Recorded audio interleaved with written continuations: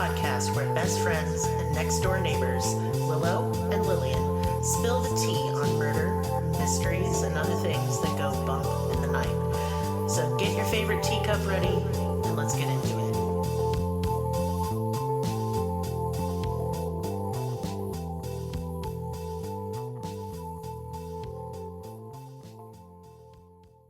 Welcome to Cruelty Podcast. This is Lillian, and with me is Willow. Hello. Hi. Hi. Everything's fucking nuts. It is. Yep. How many planets are in Gatorade? Fuck. 6 whole it's ones. Like the communication ones and the money ones. Yeah. And then the big ass moon in the sky. It's a whole, and the moon was in Pisces, so it was just torrential downpour I was just a blubbering mess. Yeah. For 3 days. I was fine, but that was fun. I've been stressed out and weird. Yeah. And just to let you all know, I got your message of concern about my titty. Did you really? My titty's fine. The bug bite went away. But y'all, it swelled up over the size of an orange, and it was so itchy, and I had a fever, and so I had to take Benadryl, and I can't cope with Benadryl. It fucks me up so much that I was just sitting here in space. It was not fun space either. It's like I owe the Hat Man money. That's how that felt. Yeah, not fun. No. So this is the first case of our new theme, which is female serial killers. And I don't know about y'all, but when the first name that pops into my head when I think of female serial killers is Aileen Wuornos. That's right. Yes. Because when we think of serial killers, we usually think of men. They can definitely be women, though. Clearly. But there's something that stands out about Aileen, and to me, I think it's definitely not the first predatory female serial killer, but it's the first to gain widespread media attention in the modern era. Absolutely. Yeah, because, I just don't think, though, it's fair or right to lump her in with John Wayne Gacy or Ted Bundy. Aileen was more complicated than that. I don't have a favorite serial killer because I think that's a fucked up favorite thing to have. I don't like that sentence. No. Okay. We're going to take a minute. Just a minute. I've got to soapbox briefly about ethics in true crime. Yeah. I don't... Look, if you sit there and you say, I have a favorite serial killer, I ain't going to be mad at you. But you don't have a platform. And I do. And I think that's a weird thing to say because these people ruined countless lives, tortured their victims. Literal nightmares on the Horror planet. Movies have been made about these people. Right. And I get that talking about true crime tickles the limbic system of our brains. You can have a favorite case that you find interesting. Yes. The case that you find most interesting, but you don't get to have a favorite murder. That just feels weird. Feels weird. It feels weird. Don't like it. Thinking that you actually enjoy that person dying. No, weird. Yeah. And a lot of times, I try to center victims. There's not tons and tons on the victims in this one. Right. I'm going to guess it's misogyny. They weren't pretty white girls. They were older men. And misogyny affects this whole case. And we'll get into that later. And no, I'm not going to get too soapboxy or wokey or whatever you want to call it about it.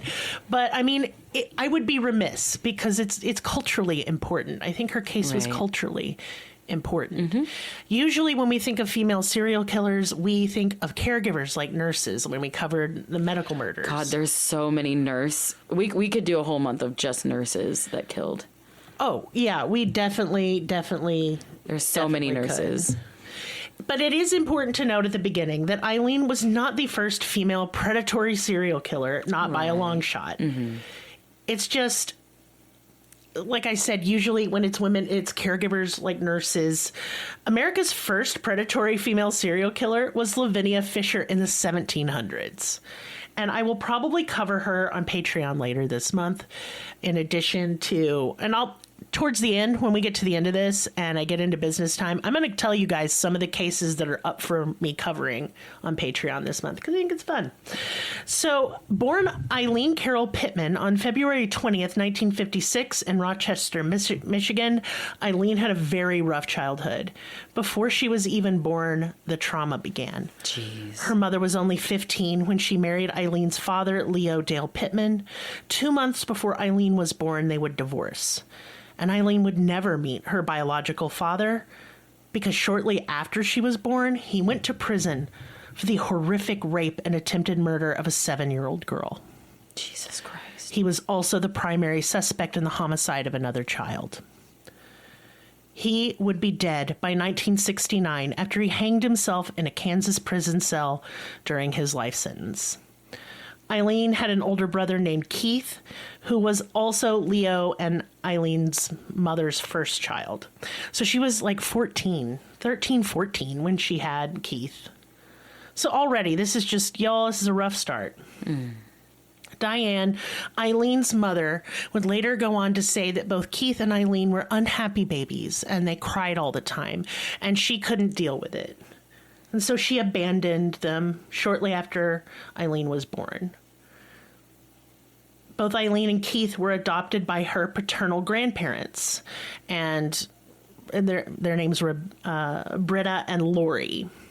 And I know that sounds like a weird name for a man, but sometimes people got weird names. Well, and yeah, honestly, I know that those those older generations, a lot of the male, quote unquote, male names have transferred into female names, like Hunter, names. Even. That's a girl name now. Shelby was a masculine name. Jan was actually a masculine name, and I have like an uncle named Jan. That's interesting.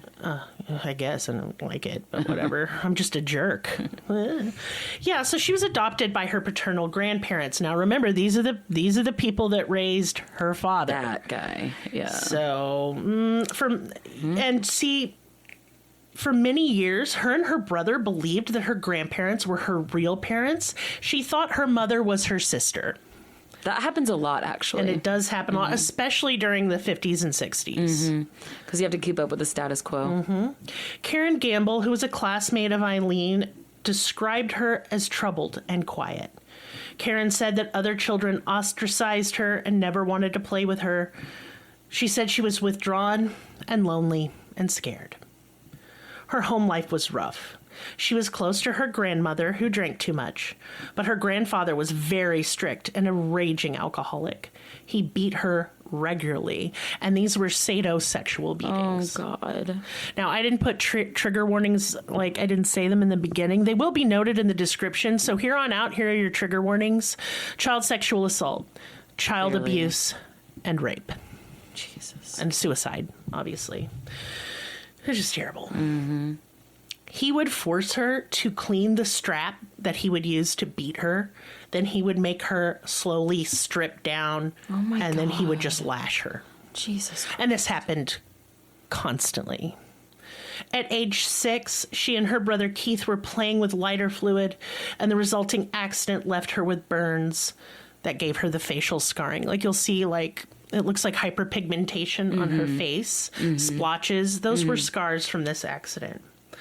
By the time Aileen was 11, she had already been sexually abused by her grandfather and had an incestuous relationship with her brother Keith. Lots of documentaries will say that Aileen initiated the sexual relationship with her brother, but she was 11 fucking years old. He was only about a year older than her. They were confused, abused, and troubled children. I don't think you can blame either one of them. I think they just modeled what had happened to them all throughout their lives. They thought it was normal. Exactly. And I don't like how people frame Aileen as some sort of deviant seductress at age 11. Yeah, that's fucked. That's fucked, dude. And it's in almost every documentary, especially the British ones. Like, can you all stop hating women for like 2 seconds? Yeah. She was a baby. She was a sexually abused baby, and they were acting out because that is what sexually abused kids do. It is. Period. Yeah. Child-on-child sexual relationships are so common. How many times you play doctor? Just saying. Like, quit making it weird. And where did you learn it from? Exactly. An adult showed you how to do that. Guess those are kids who've been groomed, and then they turn around and do that to their peers because they think it's normal. They don't know any better. Yes. And, you know, I'll point out that Keith was never able to give his side of the story. Aileen was known to spin a yarn or two, but she was consistent on that. I believe her. Yeah. She was also sexually active during age 11. and traded sexual favors for money and cigarettes. Oh, baby. Aileen would sneak out of her house at night and go to the woods to an area known as the Pits by the local teenagers. It was a place with 3 little ponds or like kind of lakes, like retention ponds, and kids would have bonfires and drink beer, smoke weed, you know, the usual typical teenage tomfoolery. But the kids at school started calling her the Cig Pig because she would do sexual favors for cigarettes, and that breaks my heart. That's so fucking sad. She thought that was her only worth. Yeah. She wanted to make friends, and she wanted to be popular, and she didn't know how else to do it. Because this is what she was taught to do. Exactly. So sad. At 12, Aileen and Keith found out that their parents were actually their grandparents. And this devastated Aileen. She felt betrayed and lied to. One of Eileen's only friends during this time was another kid named Dawn. Dawn described her as usually very quiet and withdrawn, but when she started drinking, which she had started doing at an early age, she would become paranoid, feeling as though the whole world was against her. But as Dawn noted in interviews, it kind of was. Kids were always calling her names and picking on her. Her grandfather beat her all the time and molested her. And given the big lie her grandparents told her, no wonder she felt there were conspiracies around her all the time. Because there were. Yeah. And I'm tired of everyone calling her crazy. The world that she lived in, y'all, that's not the world we live in. We don't know what it was like. Exactly. And it only gets worse. Like every year of her life just gets fucking worse. A good part of her sexual acting out was the desire for acceptance from others, love from her peers, attention from boys. But the harder she tried, the more ostracized she'd become.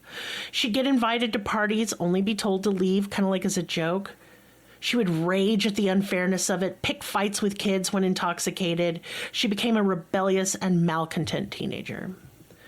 Dawn, her friend from school, told a story about how once Aileen threw a party at her house, and she bought all the snacks and all the beer with the money she'd used from sex work. And all the kids came over. And at first she was so happy. Finally, she was getting more positive attention. She thought she was making friends. But then the kids threw her out of her own house into her backyard and wouldn't let her inside at her own party. Aileen felt so hurt and discouraged. It only increased her risky, terrible behavior, and she just hated the world. Yeah. She just hated people. Yeah. No, blame her. Fucking bullies. In addition to doing poorly socially, Aileen was failing out of school. She frequently ran away from home and hitchhiked, paying her way via sex work. Things were about to get much worse. In 1971, at only 14 years old, Aileen gave birth to a baby boy. The child was the product of rape. Her grandfather let his friend rape her. Jesus. She gave the baby up for adoption after staying at a home for unwed mothers, and she never even got to hold her baby. Oh, honey. Just months after Aileen gave up her baby, her beloved grandmother Britta died of suspected liver failure from years of heavy drinking. Her grandfather threw her and her brother out of the house when she was only 15 years old. This forced her to sleep in the woods at the end of her street or in a car in a neighbor's driveway. She dropped out of school at this time and took to hitchhiking and sex work to support herself. She had a nomadic lifestyle after dropping out of high school. She found a sort of kinship with kind of the ne'er-do-wells of the world. Amen. The other hitchers, the drug addicts, the alcoholics, the barflies, the biker gangs in Colorado especially. Absolutely. Because they accepted her. They didn't judge her. And it was the only time she felt any kinship with anybody. She was homeless, drinking, and of course supporting all this with sex work. In 1976, when she was only 20 years old, Aileen moved to Florida. She needed to be somewhere warm because, y'all, let me tell you, being homeless when it's cold fucking sucks. I liked it better cold than hot.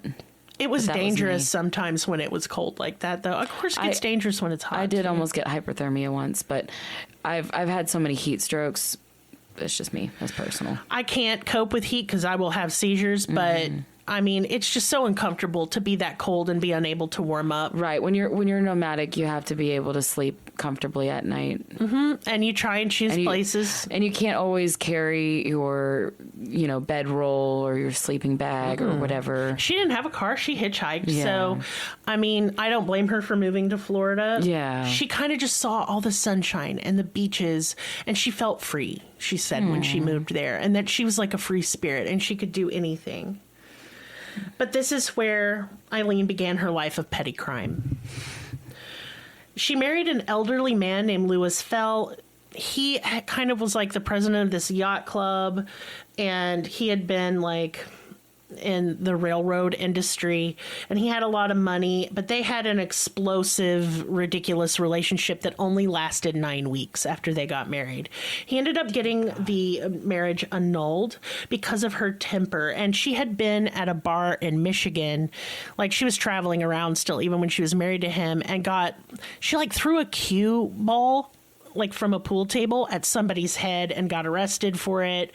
And then when she got home back to Florida, they got in a big fight and she beat him with his own cane. Oh my God. Yeah, so he got a protective order against her, and then the marriage was annulled. Wow. Her brother Keith died of esophageal cancer in 1976 as well. Aileen had no idea he'd even been sick. Friends and acquaintances of Keith and Aileen doubt that the two of them had a sexual relationship, and since Keith is deceased, he has no way of defending himself. But it is important to note how close she was to Keith regardless, and his death was yet another blow. Aileen had no one left on earth who loved her or cared deeply about her. She had no connections to anyone. And this is stressed in all of the podcasts I've listened to, in any interviews done, and any TV shows. Aileen never felt connected to anybody. And that is so detrimental on your mental stability, especially when you're young. As a child, she never connected like a mother-child relationship with anybody. She loved her grandmother, but her grandmother was a drunk. And didn't protect her. Did not protect her, knew the abuse was going on, did not stop it. Yeah. And while Aileen may have loved her, that connection, the trust that you have as a child. You can't get close to somebody who's allowing that to happen to you. No. And so she just felt aimless, drifting, and alone. And it made her very bitter and very, very angry. Aileen was full of rage. I understand that. I am too.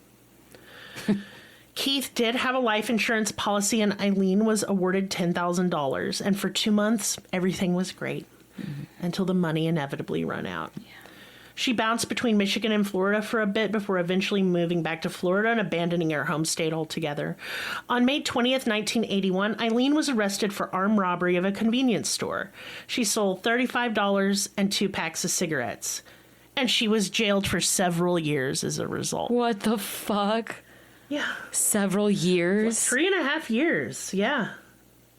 My God.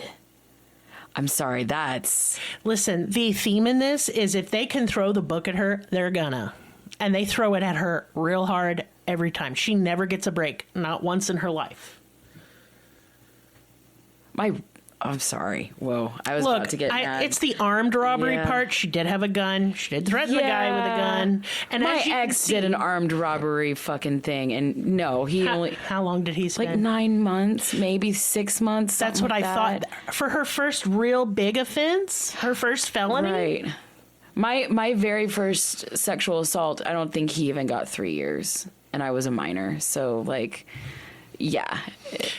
If y'all don't see the misogyny at work in this, that is not typical to give someone over 3 years for armed robbery. She didn't hurt the guy, and it was $35. Yeah, that's some fucked up shit, dude. It is fucked up. I'm not siding with a murderer, but No. I'm siding with a female at this point. She's not a murderer yet. She is not a murderer yet. After her release, she would get arrested for forging checks, stealing ammunition, and a variety of shoplifting charges and other petty crimes and car theft. In 1986, she met Tyria Moore, who was 24 at the time. I like that name. Tyria, yeah. Mm-hmm. She called her Ty. Oh, yeah, huh? A maid in a hotel she had been staying at. The two struck up a romantic relationship, and for the first time in her life, Aileen felt good, happy, because she was so in love. But things wouldn't get any better. For a while, Aileen, or Lee as she was known to Ty and friends, supported the two of them with her sex work. For fun, they drank at bars and fired guns in the woods and got into fights. Lee was the head of the relationship. So everyone says, but I wonder about that. Ty was more submissive. Ty was just quiet, but I don't think Ty was submissive at all. I think Ty was demanding, and I narrow my eyes at this orchestrating woman. I'm going to calm down, and we'll talk about her a little bit. So put a pin in it. Put a pin right here, okay? In the early 80s, they lived in the Fairview motel. Ty did hospitality work at a much nicer hotel, and Aileen was doing sex work. But Aileen, at this point, is now in her 30s. It's becoming harder to get work because she just wasn't as pretty and young as she used to be. Y'all, she did some hard living. She lived outside. She slept rough. She slept on the streets, and that will age you. Drug use and alcohol abuse will age you. Yes, it will. And she looked older. She looked in her 40s when she was in her 30s. Ty was putting increasing amounts of pressure on Lee and would refuse to spend time with her unless Lee was bringing money in. The relationship was dysfunctional and toxic, to say the least. In addition to having a hard time finding clients because of her fading youth, most of her previous clients were in the military. And with the war in the Gulf, they all got deployed. Business was bad. And I think it's important to note, we really should talk about the amount of pressure she was under. Aileen, before, only really worried about herself. Like, how do I get a pack of cigarettes today? How do I eat? Where do I sleep? But now she's worrying about Ty.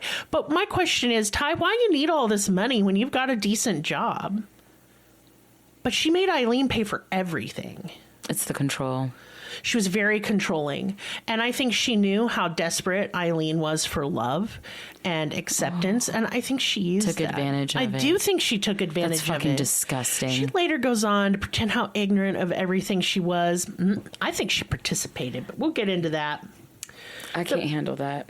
Oh, it really pisses me off. Knowing someone's backstory and knowing the shit that they suffered through. And then pressuring them to do that sex work. Manipulating them. Look, I've been friends with countless number of sex workers because, of course, I was one too. And I will tell you, most common in all of our background, we've been abused at some point. And God, there were sometimes you'd get a client that was so triggering. And your sisters got you. You know what I'm saying? They understand. They know you need a night off. The idea that you would pressure one of your girls, like one of your coworkers, into a situation where they're just not having a good time, that's not a thing. That Ty was doing this is disgusting to me. But we'll get back to it. Right. The pressure from Ty, the rage inside of her, all of it was coming to a boiling point. Lee would commit her first murder on November 30th of 1989. Richard Mallory, age 51, was an electronics store owner in Clearwater, Florida, and he picked up Lee on the highway, which was usual. That's where she got most of her clients. Richard frequented strip clubs and often picked up sex workers. It's assumed that Lee plied him with alcohol and then propositioned him to pay her for sex. Something went wrong, and she shot him multiple times. Lee would claim that he tried to rape her, and this was in self-defense. That he had a prior rape conviction was never brought up in her trial, and it probably would have changed the verdict had it been. Do I believe Aileen? On this one, I do. She always carried a .22 pistol with her for self-defense, but I think something flipped in her brain after this first murder. I'm not sure the rest of them were self-defense, and later, before execution, Aileen would say the same. But this first one, yeah, he was a rapist. I'm gonna take her word on this one. I think she twisted it later. I think then after that, she just saw every man that came at her. Yeah. As somebody that wanted to hurt her. Because her only experience with men had been bad. Now, is that an excuse to go on a fucking killing spree? No. Absolutely not. But I think she was incredibly mentally ill. And I think she had help. 2 days later, a Volusia County, Florida deputy sheriff found Mallory's abandoned vehicle. On December 13th, Richard's body was found several miles away in a wooded area. He had been shot several times, and 2 bullets to the left lung were found to have been his cause of death. His case almost went cold immediately because I mean it's like it's a stranger interaction that ended in a murder. Those usually go cold, and I know we like to think that because of like advances in forensic science, as we covered last month, make it shoe in to like solve all these cold cases. Y'all, that is not the case even to this day. I mean, there are still cases from forever ago that remain unsolved and probably always will be. Cases like this. Her second victim was David Spears, age 43. He was a construction worker in Winter Garden, Florida. On June 1st, 1990, his nude body was found along Highway 19 in Citrus County, Florida. He had been shot 6 times. Like, to shoot somebody that many times, it's rage. You rage. She'd robbed him. On June 1st, people dumping trash illegally found human remains. His body was identified on June 7th as David Spears. He was a 43-year-old man from Sarasota. David Spears had been a heavy equipment operator who was last seen on May 18th. He told his boss and friends that he was going to Orlando for vacation, but unfortunately he never made it there. His truck was found shortly after that on Interstate 75 with all of the doors unlocked and the license plate missing. David had been shot several times with a .22 pistol. Investigators say they found a used condom near his body. He had clearly picked her up because she was a sex worker, and that's what he wanted to do. They had sex. I mean, you can extrapolate that from the used condom nearby his body. And she either robbed him, and that's why she killed him, or he did something during sex that triggered her. Because what's never talked about in this case, we do get into her psychology later. She was diagnosed, but she was never diagnosed with post-traumatic stress disorder, and I don't fucking know why. I know. I instantly furrowed my brow and narrowed my eyes. Why not? How could she not have PTSD? After everything she'd fucking been through. Yeah, dude. And I'm not saying she, blacked out and killed him, but maybe we just won't know because of the way she was treated. Yeah. Lee's third victim was Charles Carskaddon, age 40. He was killed on May 31st, 1990. He was a part-time rodeo worker. On the 6th of June, his body was found in Pasco County, Florida. He had been shot 9 times with a .22. Lee was robbing her victims, stealing their cars, and driving them around a short while before abandoning them. She would, at first, claim every single one of these was self-defense, but it's pretty clear from her own later confessions to the evidence present that that wasn't always the case. I think it was a deep burning hatred of men and the pressure from Ty to keep bringing in more money, even when the sex work was drying up, that drove her to kill. I think it gave her a sense of agency and control that she had never felt in her life before. Is that right? Obviously not. I really don't want y'all to get it twisted and think I'm some little cheerleader for Aileen Wuornos. No. The movie Monster's an apt title. She was a monster, but she was one that was made, not born. I think exactly. she was made a monster. A byproduct of what happened to her. And how we treat our people in society who don't have very much money, who do sex work, who have drug and alcohol and problems and mental illnesses. She is a monster, kind of you can almost use her as an allegory for just all of everyone that falls between the cracks. And it's really sad. It's just sad for everyone involved. So I don't want you guys to mistake me trying to puzzle out her motives for sympathy. It's one thing to kill someone in self-defense. It's another to go on a killing and robbery spree, which is exactly what I think every victim after Richard Mallory was. Her fourth victim was Peter Seams, age 65. She killed him in June of 1990. So Peter left Jupiter, Florida for New Jersey. On the 4th of July, 1990, his car was found in Orange Springs, Florida. Ty and Lee were seen abandoning the car, and Lee's palm print was found on the interior door handle. But his body was never found. Remember when I told you to put a pin in it as far as Ty was concerned? Where did she think Lee got that car? Huh? Did she just think she found it? Or was she basking in the fact that she got dead man's cars? She was. I think she was fully participating in some of these. I think she encouraged Lee. I think she told her, I'm so proud of you. We got to get back at the world. Or, sent her out to go do it. Yeah. If she's sending her out to go have sex with these men, she could possibly be sending her out to go. Well, we're not the only ones who think that. And I'm going to say all of this allegedly. These are alleged things. Mm-hmm. She had a plea deal, so of course she never got in trouble for any of it. Right. Yep. I think she at least participated in the hiding of evidence. Mm-hmm. At least. And that is proven. I don't need to say allegedly on that shit. We'll get to more of that later. Lee's fifth victim was Troy Burris, age 50. He was a sausage salesman from Ocala, Florida. On July 31st, 1990, he was reported missing. On the 4th of August of 1990, his body was found in a wooded area along State Road 19 in Marion County, Florida. He had been shot twice. Troy Burris left on a delivery route from Gilchrist Sausage early on the morning of July 30th. When he didn't return that afternoon, his manager, Johnny Mae Thompson, started calling around and discovered Burris hadn't shown up at his last few delivery stops of the day. So she and her husband went out looking for him later that night. At 2 a.m., Burris's wife reported him missing. At 4 a.m., Marion County Sheriff's deputies found his truck on State Road 19, 20 miles east of Ocala. It was unlocked, and the keys were missing, and so was Burris. He was then found 5 days later after being reported missing. A family out for a picnic in Ocala National Forest came upon his body in a clearing just off Highway 19, about 8 miles from where his truck was found. The heat and humidity had really made decomposition pretty bad. This is Florida in fucking August and July. Yeah. His wedding ring was what he was used to be identified with. He had been killed with 2 shots from a .22 caliber gun, one to the chest and one to the back. Investigator John Tilley's initial suspect was a drifter named Curtis Michael Blankenship. He had been hitchhiking on Highway 19 the day of Burris's was found and was picked up close to the abandoned truck. It became evident as the investigation went on, though, that Blankenship didn't have any involvement.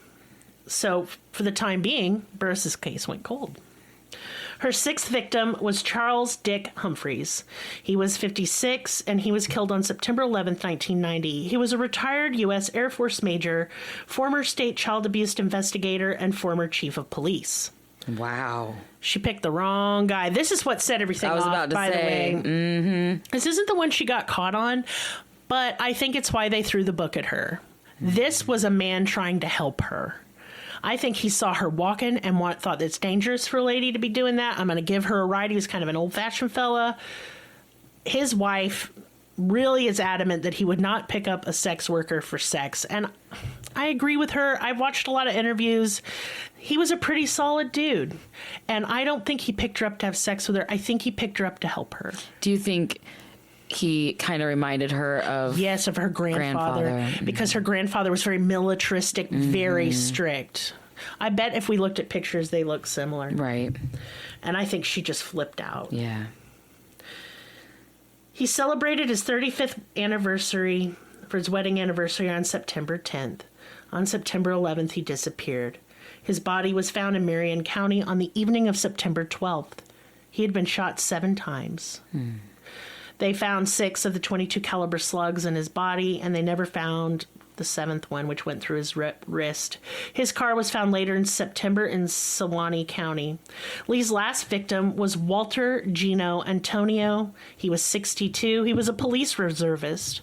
See, again, she's killing another former cop or somebody related to law enforcement. I do believe this is why they threw the book at her so hard. And on November 19th, 1990, Antonio's nearly nude body was found near a remote logging road in Dixie County, Florida, and he had been shot 4 times. 5 days later, his car was found in Brevard County, Florida, and he'd been shot entirely in the back. So, again, we can't say all this is in self-defense because she shot him in the back as he was trying to run away from her. Right. On the 4th of July, 1990, Lee and Ty abandoned Peter Seam's car after they were involved in a very minor car accident, like a fender bender. Witnesses who had seen the women driving the victim's car provided police with their names and descriptions, resulting in a media campaign to locate them. Police also found some of the victims' belongings in pawn shops and retrieved fingerprints matching those found in the other victims' cars. Wow. Yes, Aileen had a criminal justice record in Florida, and thus her fingerprints were on file, and that is how they caught her. On the 9th of January, 1991, Lee was arrested on an outstanding warrant at the Last Resort, a biker bar in Volusia County. Police located Ty the next day in Scranton, Pennsylvania, because Ty took off. Oh, my God. She didn't even stick around. She fucking took off back where she was from. She agreed to get Lee to confess in exchange for immunity, basically. Ty returned with police to Florida, where she was put up in a motel. And under, police guidance, Ty made numerous telephone calls to Lee, asking her to please help me, please clear my name, the police are after me. I didn't do anything, you know that. Because you can listen to the calls. Oh, yeah. Because they were recorded. Because it's all recorded, yeah. Yes. 3 days later, on January 16th, 1991, Lee confessed to all the murders. She claimed the men had tried to rape her and she killed them in self-defense. To this day, I believe Ty participated in some of the murders, allegedly, and Lee confessed everything to keep Ty out of prison. So here's a little bit more about Tyria Moore. We don't really hear about her usually in regards to this case. Right. She's done a real good job of laying low, obviously. Tyria Moore was Eileen's last known girlfriend before her arrest and execution. She is a native of Cadiz, Ohio. Tyria Moore is graduated from Harrison Hills Vocational School. She grew up with her father, 3 brothers, and 1 sister. Her father was a notable carpenter and brick mason in the community. Ty ran away from her small town to a safer space in Florida so she could express her sexuality freely. Mm-hmm. It was in this safe space that she met Lee in South Daytona. They met at a lesbian bar called Zodiac. Ty and Lee dated for 4 years, which they barely settled down in one place. Lee kept up her pretty nomadic lifestyle. They kind of just went all over Florida. And I'm going to guess it's because they're committing petty crimes everywhere. Mm-hmm. Ty is too. I mean, Lee does it mostly, but she is pushing Lee to rob places to, get more money out of her clients somehow. Right. I don't know. I just think her involvement is overlooked. So here's a quote from Lee about Ty. It was love beyond the imaginable, earthly. Words cannot describe how I felt about Tyria. I thought Tyria must be taken care of as she herself had never been. The only reason I hustled so hard all those years was to support her. I did what I had to do to pay for the bills because I didn't have another choice. I had warrants out for my arrest. I loved her too much. Mm-hmm. Lee was never given a chance once her trial started. They threw the book at her. Never did they offer her a plea deal. Not once. Not one time. So to keep in mind, Ted Bundy was offered a plea deal of life in prison, and he is arguably one of the most disgusting, sadistic serial killers in history. He didn't take it because he was so full of himself and arrogant and refused to admit guilt and thus got the fucking electric chair like he should have. I fucking hate Ted Bundy, by the way. Mm-hmm. Aileen was diagnosed with borderline personality disorder, but that didn't matter to the judge and jury. She was given 7 death sentences, Willow. Jesus. What's more, investigators on her case, her biological mother, Ty, all of them were trying to cash in on Eileen's fame as the first female predatory serial killer, which is unethical as fuck. She should have had 7 new trials. Jesus Christ, they tried to make her a celebrity just so they could get money. That's exactly what fucking happened. That's exactly what fucking happened, and it's disgusting. Our country's obsession with mass murderers is so fucking gross, and if y'all don't think that doesn't contribute to school shooters and mass shooters, you're wrong. They're doing it for the fame. They're doing it for the glory. They'll always be remembered. Yeah, they'll go down in history. Yeah, it's a big piece of shit. Mm-hmm. But how can you say they're wrong? They do get all the fame and attention and notoriety that they want. The fact that we all know who Kyle Rittenhouse is proves it. Oh, I fucking hate that turd. I'd like to punt him into the sun. I believe she was a traumatized woman with post-traumatic stress disorder. She had paranoid delusions. Just watch her interviews. She isn't okay. I don't feel great that we executed a mentally ill person. Mm-hmm. We should never be executing people with mental illnesses. Mm-hmm. She needed to be hospitalized and never to set foot on free soil again. But she should be hospitalized and treated with care and compassion. And dignity. Mm-hmm. Yeah. Did she not afford those things to her victims? You're right. She didn't. But two wrongs don't make a right. Exactly. If we're out here executing mentally ill people... For their mental illness. It fucks me up. Yes, she was a danger to society. Some people with mental illnesses are. And hey, if you're out there listening, I know several of you have mentioned you have borderline. I'm not suggesting borderline makes you a serial killer. I don't think as schizophrenia. Like, no. It's not the same, but well, I mean, it gets the same social stigma. Yeah, the stigma. Yeah, I knew what you meant. I just wanted to clarify. Yeah. Aileen didn't murder people because she had borderline personality disorder. And I'm not even sure I believe her diagnosis. I think that she might have had schizophrenia. She definitely had paranoid delusions and hallucinations. But nobody wants to talk about that because it makes it uncomfy. Mm-hmm. They were so, like, it was an election year, too, in Florida for the governor. So, of course, the governor, like, the people running for, like, governor were just pushing the, like, fucking death penalty. Right. She got it. Like it's a public hanging or something. Like it's a spectacle show. Like it was a spectacle. Mm-hmm. On death row, Aileen converted as a born-again Christian after being adopted from prison by a born-again couple who pushed and pushed and pushed for her to get new trials based on how everyone involved in Aileen's case was profiting from it. Yeah. But this didn't work out. And eventually, Aileen was tired of fighting. Her final appeal was denied in 1996, and Aileen said she wouldn't be filing another. During the final stages of the appeal process, she gave a series of interviews to a guy named Nick Broomfield. He was a reporter. In her final interview shortly before her execution, she claimed that her mind was being controlled by sonic pressure to make her appear crazy and described her impending death as being taken away by angels on a spaceship. Lee said to Broomfield, "You sabotaged my ass, society, and the cops and the system. A raped woman got executed and was used for books and movies and shit." Her final words in the on-camera interview were, "Thanks a lot, society, for railroading my ass." Mm-hmm. So the reporter later met with Dawn, her friend, and she said, she's sorry, Nick. She didn't give you the finger. She gave the media the finger, and then the attorneys the finger. And she knew if she said much more, it could make a difference on her execution tomorrow. So she just decided not to. Lee was brought into the death chamber on October 9th, 2002. She had KFC as her last meal and was given a $20 budget. Her last words before the execution were, "Yes, I would like to, yes, I would like to say I'm sailing on the rock and I'll be back like Independence Day with Jesus. June 6th, like the movie, big mothership and all, I'll be back. I'll be back." At 9:47 a.m. Eastern, Aileen Wuornos died. She was the 10th woman in the United States to be executed since the Supreme Court lifted the ban on capital punishment in 1976, and the second woman ever executed in Florida.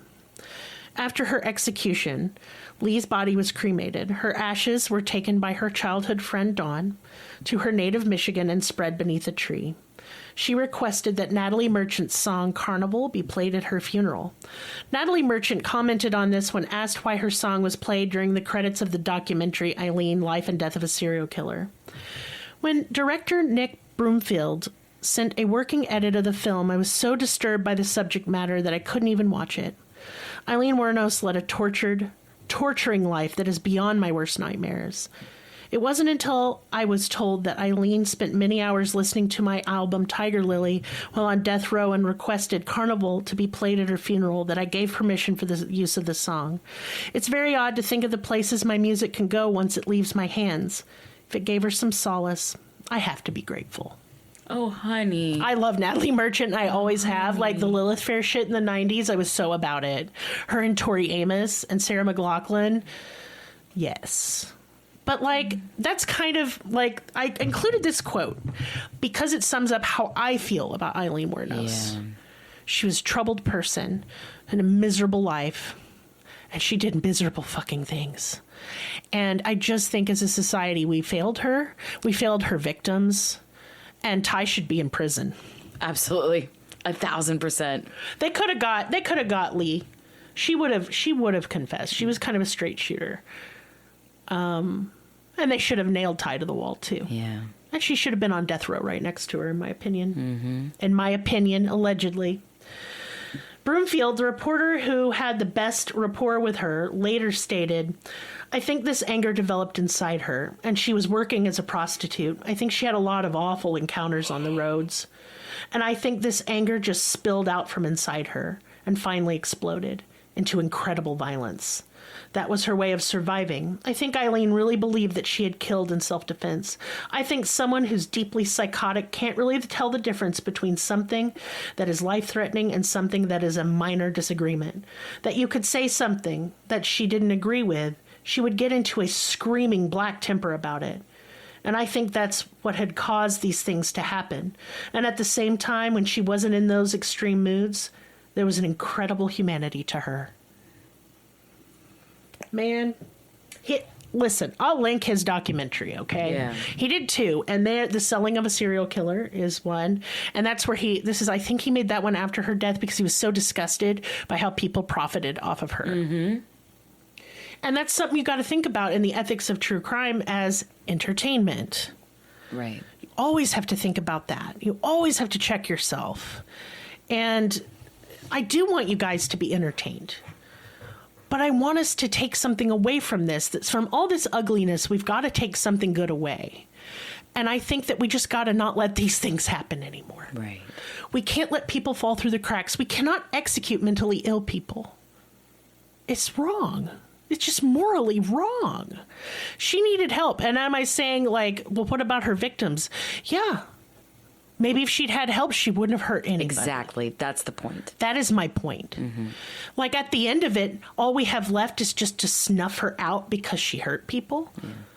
Well, then we're not learning anything. Well, it's just making more victims. What about the people that hurt her first? They never suffered for their crimes. Why not? Because they all died. It reminds me of the vampire from Sacramento. I always forget his name. Oh, yeah. I forget his name too. But he was a very, very, very sick individual. Yes, he's crazy. That really, really, really needed help. And he listen, they had him so many times where they could have given him help. She was in the prison system several times where she could have been given help and resources. Right. You can't just put somebody in jail for 3 fucking years and then just say, well, you're free now, bye. Yeah. But that is what we do. That is what we do. And yeah, there's some halfway houses and work release, but we don't check on individuals as if they're human beings. Not just human to human. Number in the system. Nobody gives a shit about each other, and I don't understand how people can govern other people without caring. How could they? Yes. How they could be allowed to have a rule over other people and not give a shit about their lives. Now, of course, there's some misogyny in wanting a gentler treatment for Aileen, and I acknowledge that. Right, because I know a lot of people will come at us for well, you hate men and all of this stuff, but are lenient towards women. No, it's we have to understand that the terrible things done to these people from young ages is what created to stop the cycles of abuse. Exactly. But hey, sometimes shit ain't like that. Like with Ted Bundy, his childhood had a few bumps, but so does all of it. And right. Like nowhere near Aileen's, and he did monstrous things. Exactly. So I just think sometimes they born, sometimes they made, sometimes it's a combination. And I wish this for every murderer, every victim, to be treated with humanity and empathy. Because if we're not doing that, we're just as bad. That's how I feel. And we're just giving rhyme to reason for them to kill in their minds. Yeah. If the whole world is constantly against them, well, then they feel justified in killing. She felt justified in killing because the whole world was against her. Exactly. And it was. Exactly. She wasn't wrong. Mm-hmm. I've had that feeling. And no, I didn't kill nobody because that's not how I am. But I get it. Same. I get it. I get that feeling that, my God, everyone does fucking hate me and I ain't got nobody. Right.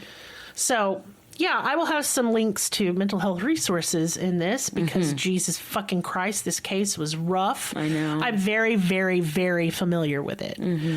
This all kind of went down when I was a kid, and I remember watching all this on the news. I watched a lot of special reports. I watched 60 Minutes on it.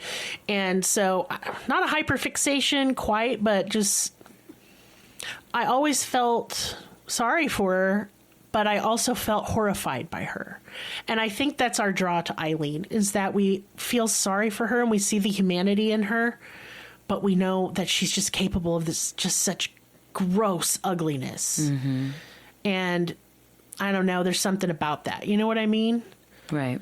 Other serial killers like John Wayne Gacy, we can't comprehend. I can't fucking get with you, man. I don't know what the fuck is wrong with you. But having been sexually assaulted the amount of times I have, which is a lot, and understanding the traumas that I have, and understanding especially like triggers during traumatic events, blacking out during triggers. I have all those out. things I can understand completely. The reactions that are like so overwhelming that you can't really control them. The dissociation for days. Yeah.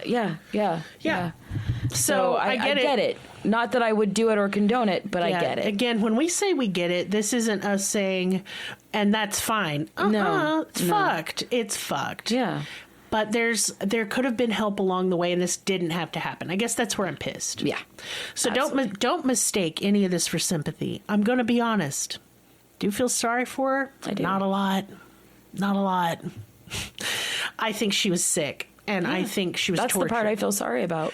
And I feel sorry for anybody gone through that. I feel sorry for Andre Chikatilo, who went through that as a that's child. another person I was thinking about this entire time. Who went through the Ukrainian famine and heard the horrible stories about all of that. And you know what? It made him a monster, and that's sad. But do I feel sorry for him now? No, I hope he's in hell where he belongs. Right.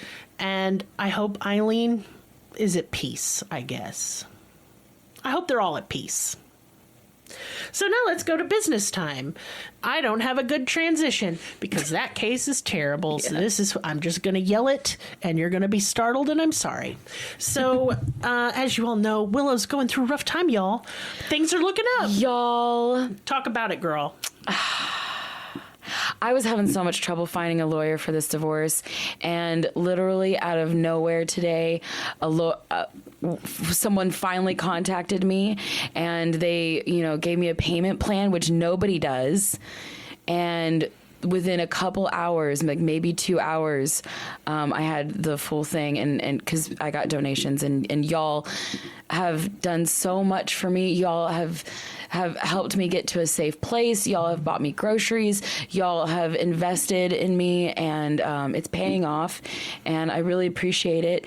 And you guys are literally saving my life here. Yes. Literally saving my life. And it's really important to me, and I will keep pushing because I know I've messaged people with the GoFundMe I'm and not everything. done. Yeah. Let me lay it out because why this is important for me. When I was 29 years old, I became the single mother of 3 children, 6 and under. I had no family support, not really, because my grandpa died shortly after that, and he was kind of the only one on my side. I had a very contentious ex situation. I had no job. I was a stay-at-home mom. All 3 of my kids special needs. And y'all, it was wretched, and I wanted to die. And I did not want my friend to go through this shit. And we ain't going to let Willow go through that shit. Okay. Literally, the like 2, maybe 3 minutes after you started the GoFundMe is when like the explosive scary fight happened. He got scary. And within just a few minutes of you starting it, I had enough money to take my son and myself to a hotel room. So they could be safe. And I had enough money to, get us the preparations that we needed, food, extra clothes, because I didn't have time to grab all of that. You guys saved me. Yeah, and I appreciate y'all. Also, I like to be transparent, especially when we're crowdsourcing things. Right. I have bought a car part for Willow because her compressor compressor is out on her car, so we The bought AC the part. compressor went out while I was on the way to the courthouse with my son in the car, and it was hot. It's hot, It y'all. was so rough. And it's just not good for the car not to have that. So that needs to be fixed right away. But I already got the part. It's on its way. I have bought groceries a couple times, and we're getting some supplies so Willow can make a living. Yes, because that we're is getting really business important. set up so that way I can. So let's transition into the next part. Hey, y'all. Yeah, I want you girl. to get excited ahead of time, girl. okay? Yeah, girl. Me and Willow, we're on our bullshit. Dude, I'm so excited. We are about to release some beautiful jewelry pieces. Will you explain to them, like in layman's terms, the process? Yes. Because it's really interesting. So I love old-timey weird shit. Yeah. I love science, and I do something called electroform. This is the process of plating something that isn't metal With in copper. And you use sulfuric acid and electricity. And it sounds very grows on dangerous. it. And it grows on it. Yeah, Yes. it's chemistry and alchemy and electricity. Like, Tesla would be so proud of us. That's right. Or would he? No, I don't know. No, he Anyway, would fucking dig it. he would dig Yeah, that part, but yeah. he would think, why is there no free energy? Anyway. Yeah, so we do things like, it's when I say something, anything. I mean, I could electroform you. Bugs, you name it. We've got antlers, cicadas, moths, crystals, and I want you to imagine yourself in a primeval forest at midnight, and the moon is at its zenith and it is full, and from the gloam and the darkness rises a woman out of the marsh, and she is mad and she doesn't like anyone, and she's got antlers and she's witchy as hell. Yeah. That's a vibe we're going for. Yeah. That was beautiful, man. That's actually kind of like who we are. It is. We Yeah. wanted some jewelry for women who are fierce, Yeah. who are primal. Yeah. But hey, men's, you can wear this shit too. Be fierce and primal. Right. Men need to wear more jewelry. Men, do me a favor, sweetheart. Number one, wipe and wash your butt. It's not gay. It's not awesome. gay. Okay, wash your balls. Wear a little guy liner, a little concealer. Trim up that facial hair nicely. Wear a little cologne. Stop dressing like a toddler in your cargo shorts, trainers, and a t-shirt. I need some more effort. You put in some effort, and you're going to be just fighting the pussy. When your Get pants away fit from me. correctly. Yummy. You got a nice little bottom. It's very juicy. We like it. Okay? Feel yourself. Treat yourself. Become beautiful. I'm going to be making some ear weights I'm really excited about. I'm going to be making a lot of stacky rings. Oh, yes. I have natural tumbled stones from the lake here that are just gorgeous that I'm going to be putting... Arkansas quartz, I mind myself. But yeah, we'll be releasing this pretty soon. So just keep checking back with us. Check our socials. We 'cause were we gonna want you do- in on this launch. We were going to do like our own side business, but we're just putting it with Wolves and Wine Alchemy because it makes more sense that way. and the name Wolves and Wine's cool shit. And it's alchemy. It is literally alchemy. Yes, I'm quite... But I mean, it just makes so much sense because we've been business partners for so long that I mean, you are my best friend and we work together. So this is work. And It's so just an this is my extension, job. yeah. So I work from home now. I mean, I've always worked from home, but now that everything is transitioning with divorce, it's like it's solidifying that job, business, work at home. So when we launch like this, that. show up for us so Willow can support herself. Yes, Yeah? please. Yeah. Yeah. So Wolves and Wine Alchemy is also where I make my soap. And right, listen, girl. y'all, I have my fall collection coming out. That means Halloween shit, okay? It smells good. I'm going to give you my smells. I'm not going to get into it too much. My gift sets are huge. They're like a $75 to $100 retail But value. They're running out. I mean, I don't have many don't left. have many left, dude. Of each scent of my Rose and Oddwood scent, I have one gift set left. Y'all better jump on Of it. my or else- Witch's Brew, which is like cucumber and melon, Yeah. I have two. Of my Deal with the Devil, I don't think I have any of those left. I'll have to check, but that's my apple cider. And then the pumpkin spice latte, I have two. So I have very few pre-orders left. That means once they're out, y'all, they're out. I've bought my supplies. I do not have any more. There will still be the soap, will still be available, but the cute things like the little trick-or-treat, like the little baskets. I have mini ones, and they're bath bombs. Aww, those are gone. That's so cute. Like the perfume oil, gone. Yeah. Veiled lady candles, they'll be gone. So they're part of the gift set. So if you guys want in on that, they are $40 for listeners, $35 for patrons. Please message me before they are gone. By the time you listen to this, I'll have even less. So, and every year, when I say I sell out of my Halloween collection last year, I think it was 3 minutes. I didn't even get to post it online, and it was gone. I just talked about it on Facebook. Gone. Look, if you've never tried my soap, I'm gonna toot my own horn. Yes, it's amazing. Then you ain't tried soap before, because it's all vegan, very bubbly, moisturizing. It doesn't leave a film. It's really lovely, and it smells great. It lasts a while. The soap does last a while because I cure it for a month to get all the water out of it. Yeah. So pre-orders will ship on September 30th. So you'll be sure, think of these as gifts too. Yeah. I gift wrap it. There's like Halloween candy in there, little cute trinkets. Yeah. We'll make it cute. Also, I'm still running my tarot card special. Okay. So I am going to do a full 10 card reading for you. Maris will do an 8x10 watercolor star chart of like a special day. It can be your birthday. It can be an anniversary. He illustrates the constellations and the stars, how they were on that special day. They're beautiful. Go to his Instagram if you need examples. And I'm doing both of those for $45. So you basically get the tarot reading for free and a beautiful painting you can give as a romantic gift or a gift to yourself. And I'm trying, there's more stuff. One more thing, and then I'm fucking done. God, I need to make a list. Our Patreon contest, I'm being asked if it's still going on until midnight, September 2nd. And then no more. And what is the contest? Become a patron, $5 and up, and I will enter your name in a drawing, and we will send you soap, perfume oil, art, candles, prints of Willow's photography, and jewelry. Yes, some of this jewelry, y'all. I'm making a tote bag, too, by my to put all your goodies with my in. Hands. With the little hands, with little baby angel hands. That's right. So if you want in on that, you have until September 2nd. I will be doing the drawing at midnight. And if you're already a patron, go up a tier, and I will we'll do it for you. I've seen a lot of people bumping up from the $1 to $5 tier. That counts. Totally. So by the time you hear this, you will have not quite 48 hours to get in on it, so please do. Give yourself a chance to win. Yeah. We do look, and we'll do a contest for September and October too, don't worry. But it'll be different. I'm excited. September is your birthday month, and October is my birthday month. Hey, guess what, y'all? In 2 days, it's my 44th birthday. Shit, girl, it's already almost your birthday. Yeah, and if you want to send me some birthday love, I have my wish list in the comments and my deets, my apps. I tried to find your wish list. I took it down because I don't want that now. I have your last year's wish on Amazon still. Oh, well.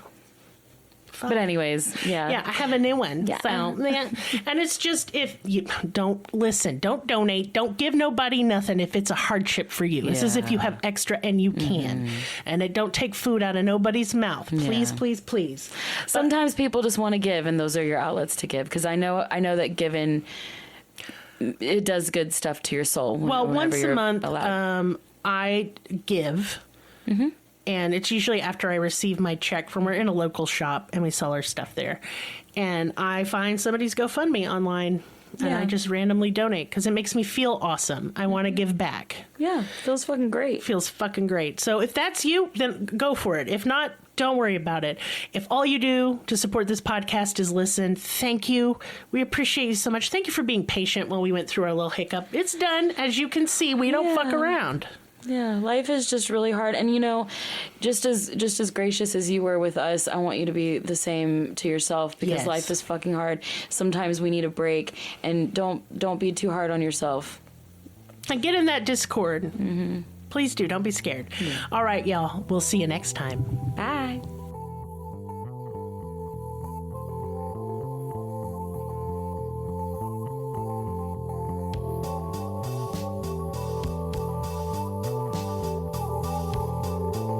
Us on your social media platform of choice. Linktree/cruelty has all of the links. Check out our Patreon for exclusive episodes, merch, ad-free episodes, live ghost hunts, and much more. Please be sure to subscribe. New episodes are uploaded weekly. Thank you so much. See you next time. Music and production by Libby.